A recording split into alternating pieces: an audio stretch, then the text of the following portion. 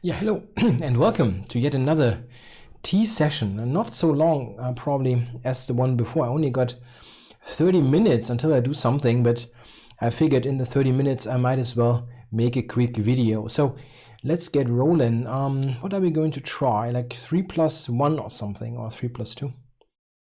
Let's try 3 plus 2. We get somebody. Yeah, we get somebody. I have no sound. This is a bit odd.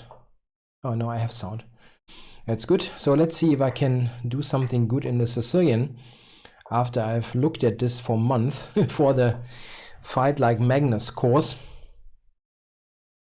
Yeah, so yeah, by the way, if you're interested in that opening course, it's still on sale for I think about 2 days.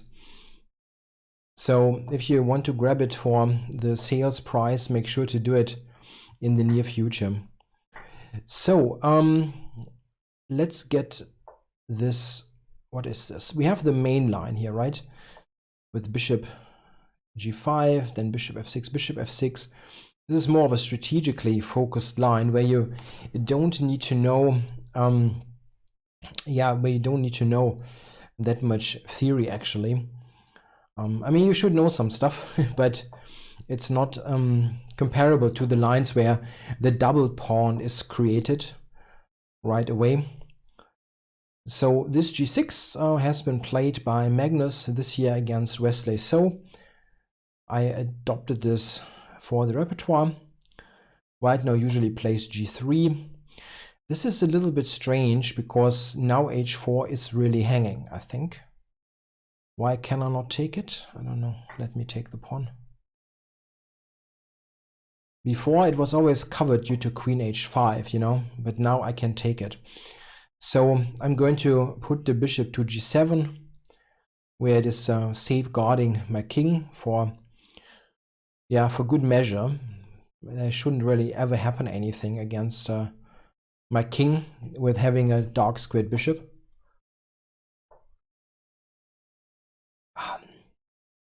The tea is unbelievably hot. Wow.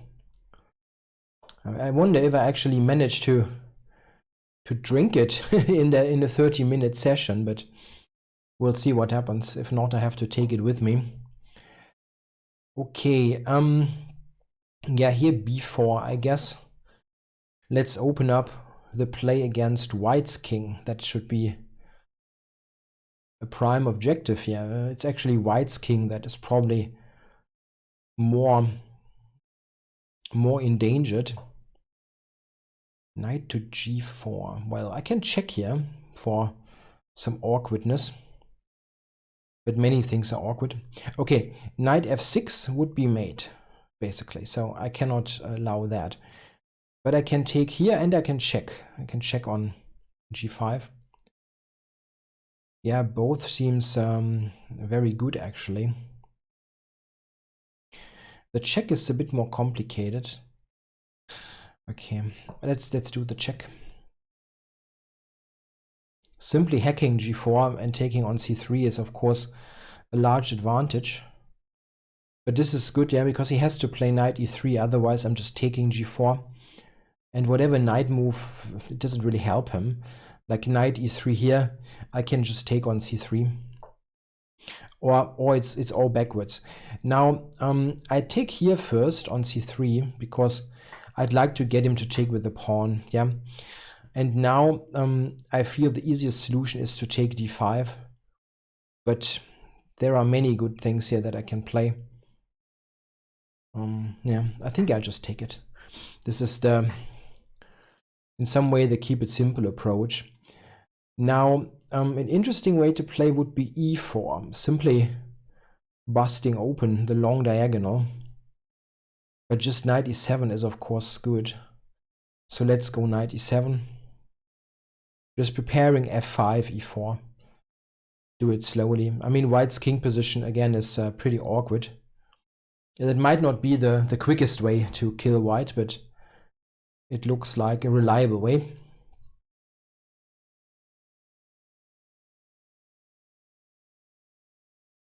Yeah, White is out of reasonable ideas here.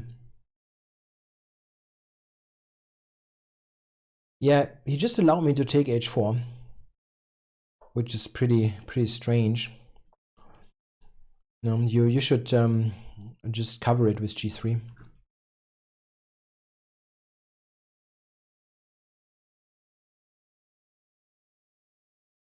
And now my idea is to play e4, and then queen f6 next, and then c3 is collapsing with, of course, fatal consequences. There's just no way to cover c3. Yeah, this is... I expect the ping. Rook d4, I'm sorry. Rook d4 is still on. No, I'm sorry, that was a misstep here. He can play rook f4, rook d4, and still he didn't do that. Yeah, that was still a way to continue the game. Not with much hope, but at least it's a way to hang on. Yeah, probably just take here on a2.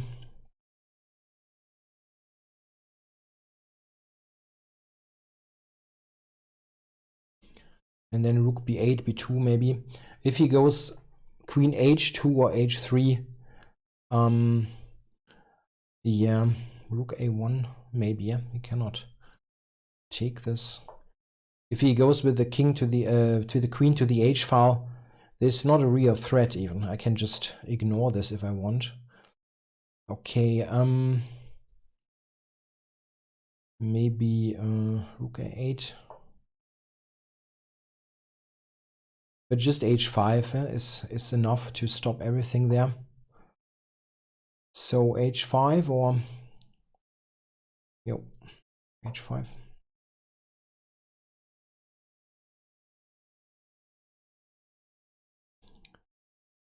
Yeah, he can take he can take this pawn maybe. Okay, come on, let's keep it very simple. Yeah, now g5 is the queen, right? Queen has no squares. Yeah, he just cannot give me h4. That's just not possible. Okay, now I cannot click rematch. Maybe locked off. I'm always okay with a rematch, but I'm going for a new game. Let's see.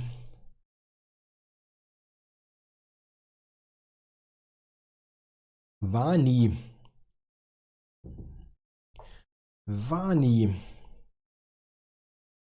What's going on? No, it's just everything's fine here, right? Yeah, looks good. Yeah, let's try the Rogozin if we get it. Can also, the Catalan is very frequently seen nowadays. So the Rogozin. I'm still a little bit shaky with the theory there.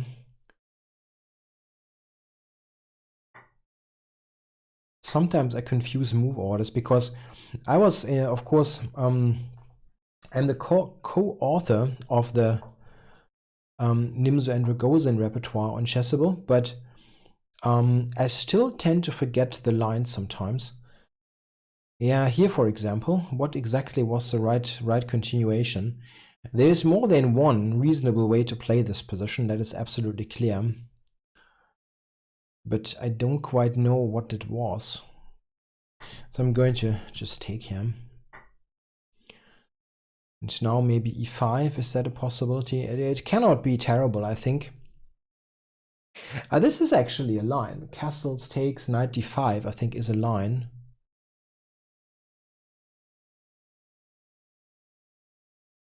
Yeah, I'm sometimes confused there because at the time I was working on the Nimzo Rogozin repertoire and the Magnus Sicilian repertoire at the same time, and it was really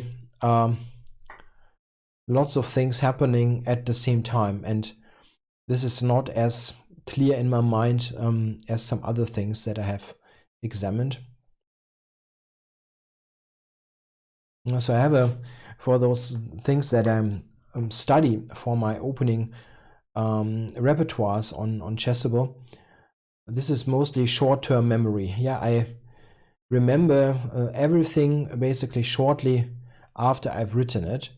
But if I if I'm doing something new, this, so to say, the memory banks get immediately, it gets replaced immediately by the new thing. Now, how do we play this here? He's got knight d5 sometimes and knight e4. Both are somehow here on the agenda. I think I should get this back. Knight e4, queen g6 should not be a problem, and d5, knight e5, of course not at all a problem. I didn't like this liability that the bishop is always dependent on the knight to cover it, and we don't have it like this now. Knight d5, I thought I can always go queen g6. So what about bishop g4 here? Yeah, is that the thing? Shouldn't be too bad. You have to be wary of the diagonal here. Sorry, of the fourth rank here, the queen. Yeah, but there is no tactical ways. Like d5 is not a problem. Yeah, here, but he's got the bishop still on c4. So it doesn't look like there's something going on. Yeah, white has to be a little bit careful here with the central pawn, right? The central pawn is shaky. Now I'm threatening to just take the knight and then take the pawn. Immediately I couldn't take it because there was always a tactic with bishop takes f7 at the end. So let's unpaint. I always unpaint here by clicking on Chessable. On Lichess. That's probably not the best way to do it. Okay, so he's attacking the bishop. Yeah, I'm a little bit, it's a little bit shaky, this thing. But if I take here and take on e5 with the knight, I mean, something bad happening to me. I don't quite see it.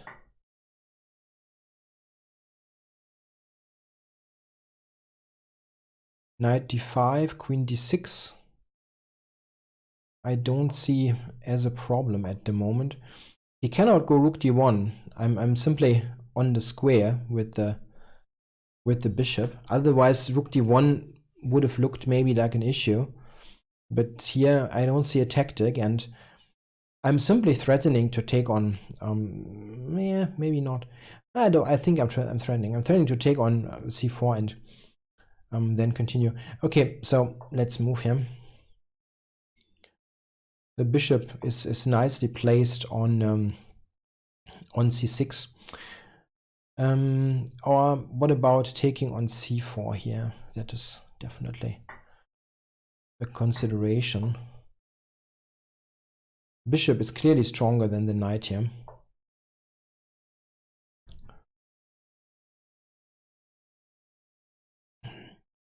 The pin looks extremely problematic.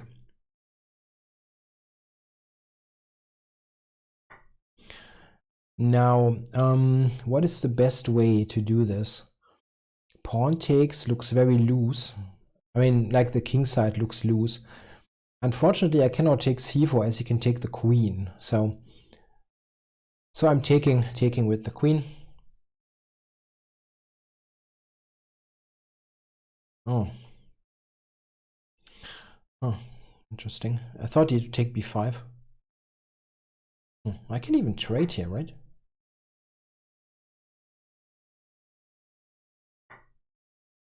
Now let's go c5. If he takes it, rook c8 is a rook trade. Because he cannot, there's a back rank mate, so he has to allow the trade. Rook d8 first, again threatening mate.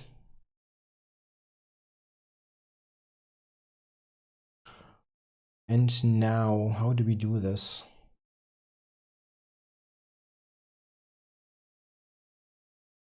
Probably take and b4, so that he cannot go b4. And I'm currently cutting off the king, so the king is not able to help.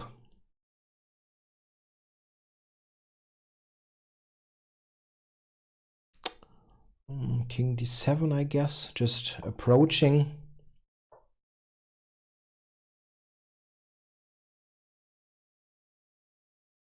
Don't want to give him this one. Let's go up.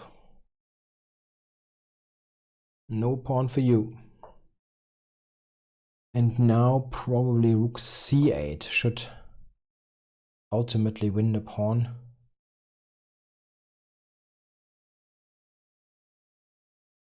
Yeah, I mean, no, it's the easiest thing, right? Just return the exchange for the winning king and pawn ending.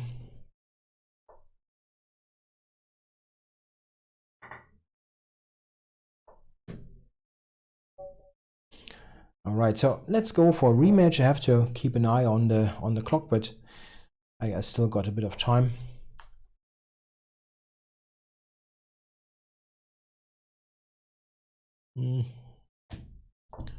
Okay. So we got the double fianchetto.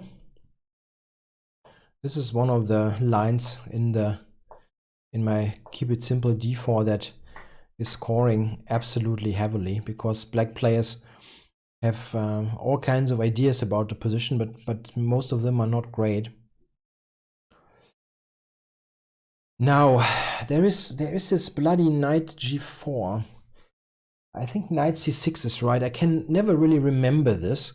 I get to this position quite a bit because they play e5 and basically blunder the pawn, and then they check, oh my god, I blundered the pawn, and then knight g4 is often the trick move that they still have. But I think knight c6 is right. I've got this wrong more than once. This one, okay. Why would that work? The easiest thing is to take f7, right? Come on, let's take f7.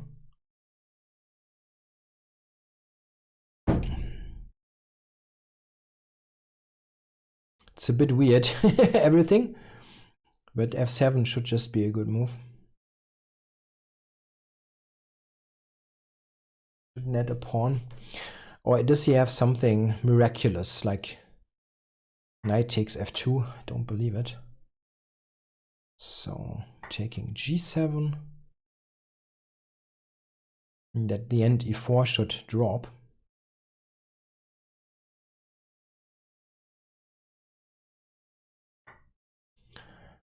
Now, do we take with the rook, or I have to check queen f6 at the end. This is something that has to be taken into account, because the dark squares here are slightly weak, so you have to keep this in mind. Maybe he can go knight e5. Okay, now this one. Just trying to be annoying. He's got a bit of development here. Yeah, this is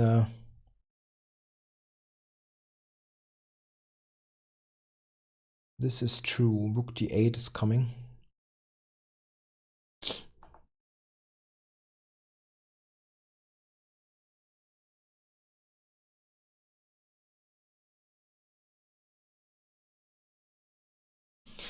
Yeah, I have to, I think, play this a little bit more direct. If I give him time.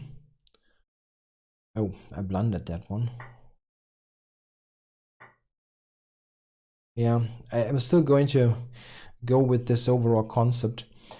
I want to try to use concrete features of the position, like knight e4 coming, but as I blundered knight d3 as well. I didn't see this move coming.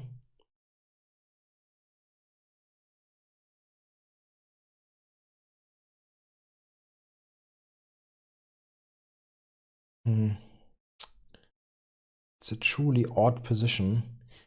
I wanted to go knight e4 in this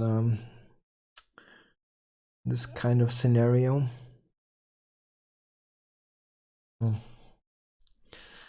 That's a real shame, because obviously the opening was more or less over if you do it correctly, but then I played more than one nonsensical move.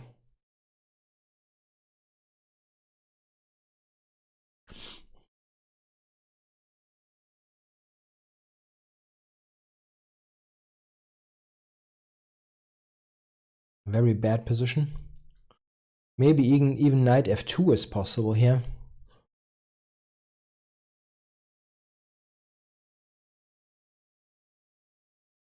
Yeah, knight f2 is actually a move. That is a real shame, given how terrible this is. I mean, you just blundered the big center pawn in one move.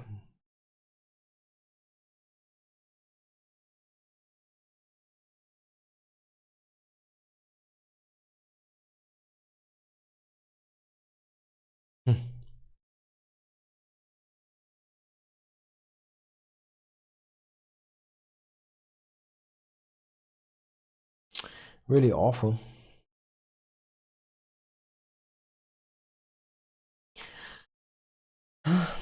Bishop d1.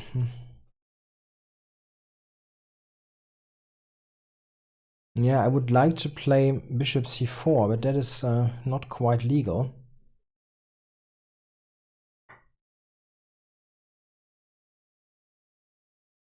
Queen f7. Now we can actually play rook f8, unfortunately, as e6 is covered by the bishop.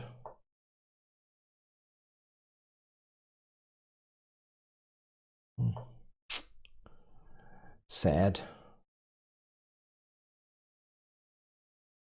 Okay, queen e7, not the most subtle threat, but at least a little bit of a threat.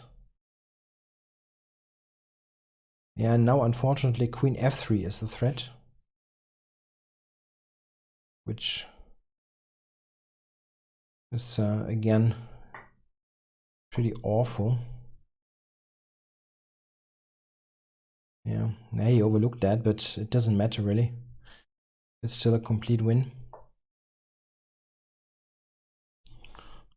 Queen f1 still wins.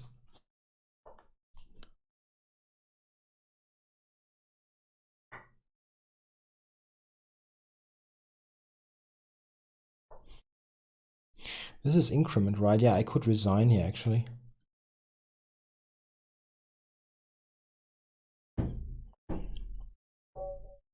Yeah, soulmate. Yeah, this is a bit, this stuff like that is not really, yeah, it's like, it's extremely unnecessary.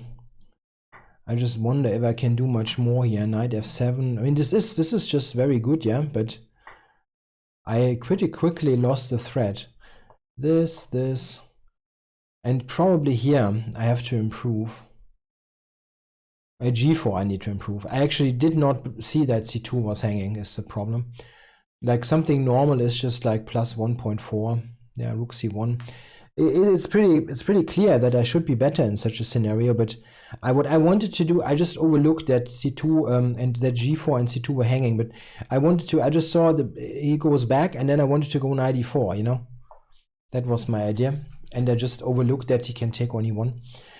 Okay, so let's create a new game.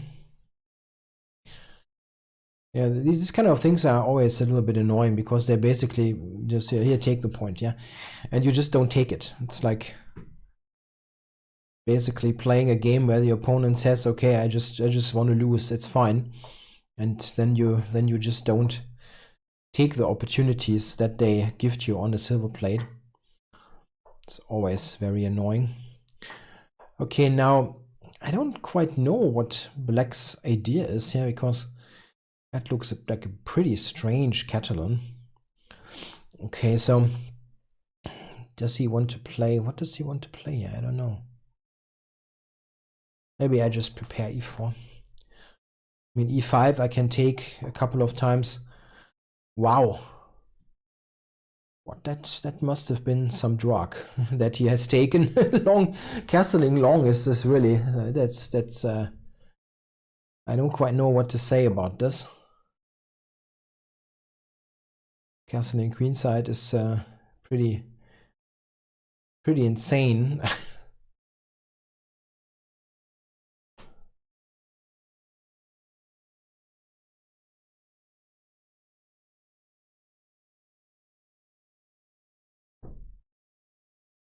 Yeah, where are you going now with your knight? Yeah, b4. I can go a3, b4 here for something simple, but you can also think about more drastic measures. Let's do this and not spend ages. This is a very good position for white. And thinking longer is probably not really leading to a significantly better solution than the one that I already played.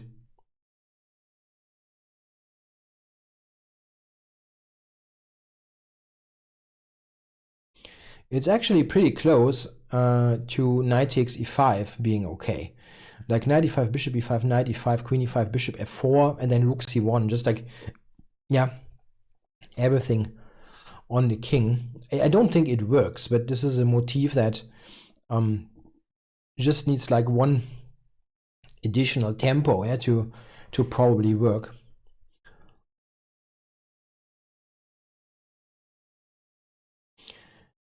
A move that is probably useful here is h3. Maybe he's got bishop g4 at some point. Yeah, I can just go h3. Blackish is stuck with the king on c8, and my coming moves are not exactly rocket science. Just like, okay, let's give me the bishop pair. No. Okay. So he just gave me this move for nothing.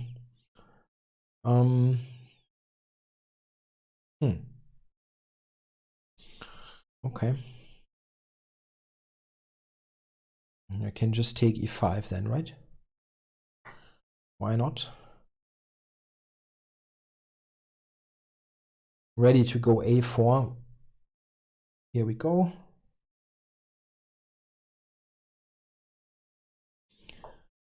Here we go.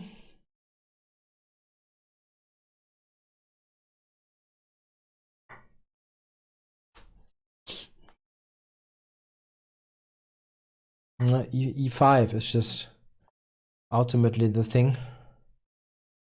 Oh, the bishop actually still has a square. I didn't even see that. I thought he would already kick it in now. He didn't. Okay.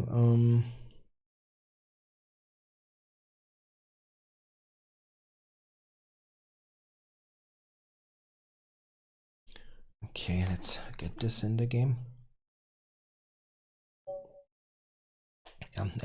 Okay, it is really bad. So let's go for a new opponent. He's left the building, so to say. So I think I can get one more game in and still, yeah, be on schedule. Ultra Chess Master 3000. I'm glad that I'm not playing against Ultra Chess Master 4000. That must have been terrible. And all in caps. It's almost like a Donald Trump tweet.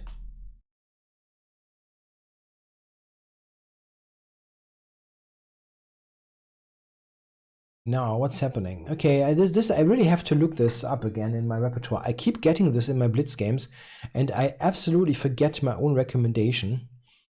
Yeah, d takes e5 is a good line for white. It's really, really fine, and I keep forgetting why. Or am I actually doing this?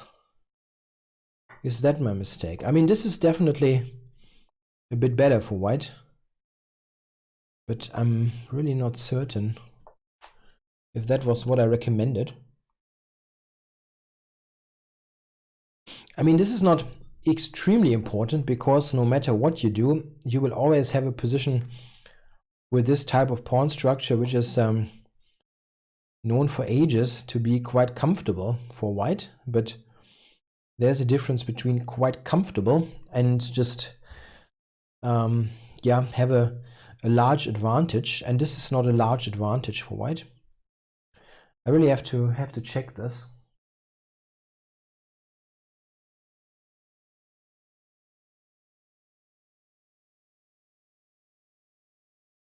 Tja. But the good thing is, if you know your repertoire with white and you have what? No. I'm taking this. If you know your things, the clock advantage, the time advantage is just sometimes enormous. I've played this d4, knight f3, g3, keep it simple style repertoire in hundreds of bullet games, 1+1, and I sometimes ended up winning with 40 seconds on the clock because like I played like 50 to 20 moves of what I know, and then the rest often was conversion.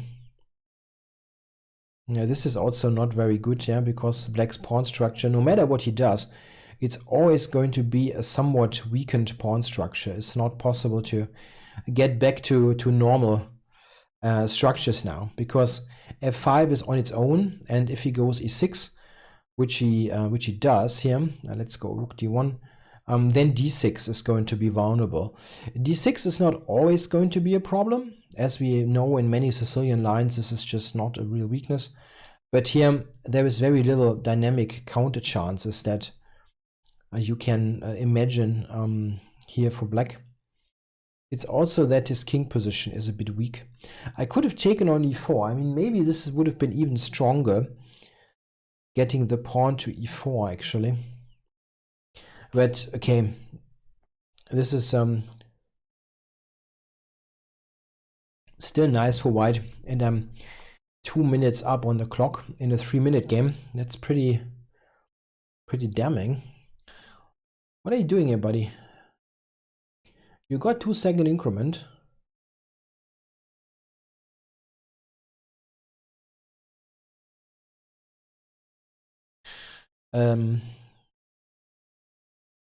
Okay, so he has taken on c3 finally.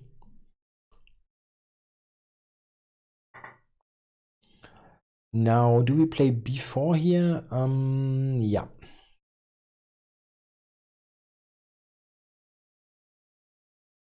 And this one, yeah, I think I'm going to take, because, oops, this is actually a triple attack. d6, a7, and e4. And I wonder which pawn he intends to give me.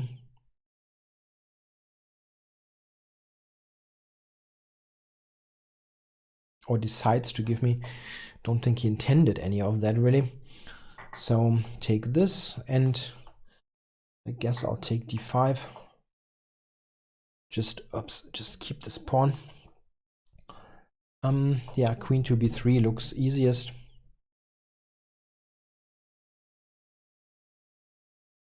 A good way to play is like a3, queen e3 maybe.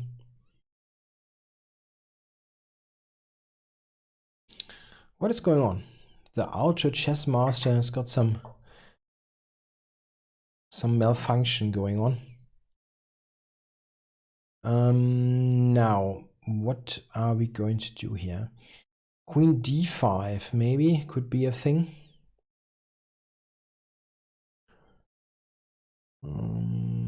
Yeah, that keeps the d file under control, and b4, yeah, it was not a pawn that he wanted to take. Rook d4 is also a good move. He cannot go f5, and this is just keeping everything under control. So yeah, the ending is of course better, but better is not really cutting it maybe.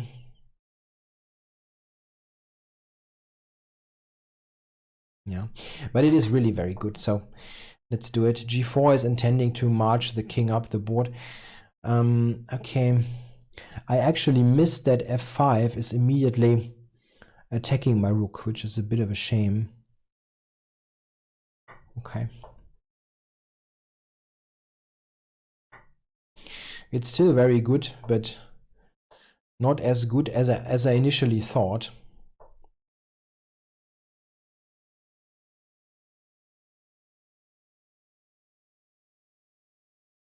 Yeah, rook g5 is a trade of rooks, which wins pretty easily, but can also just take every single pawn.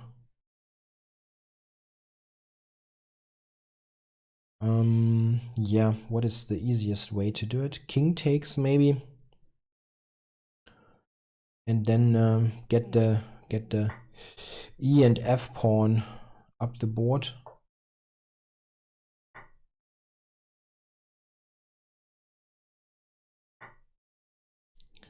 This is just going to be far too quick. Yeah, let's switch this over.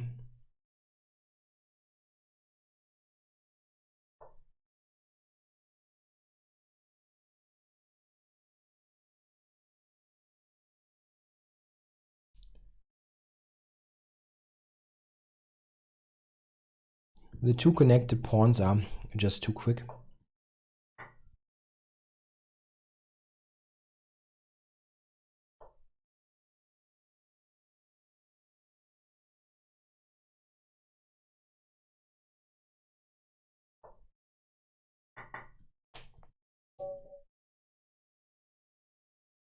Yeah, unfortunately, I cannot take the rematch because I really have to run. So I hope you enjoyed this session. It was, yeah, 37 minutes. I don't mind to do it longer. I still have tea, but I have to do something. But I wanted to get a quick video out, so to keep you guys on track. Oh, I just see that you cannot see the times correctly. Yeah, that's not good. I have to check this. It looks a little bit odd. I think it's only after the game is over, right? Okay. Anyway, thanks for watching, guys. I'll be back tomorrow, hopefully. Bye-bye.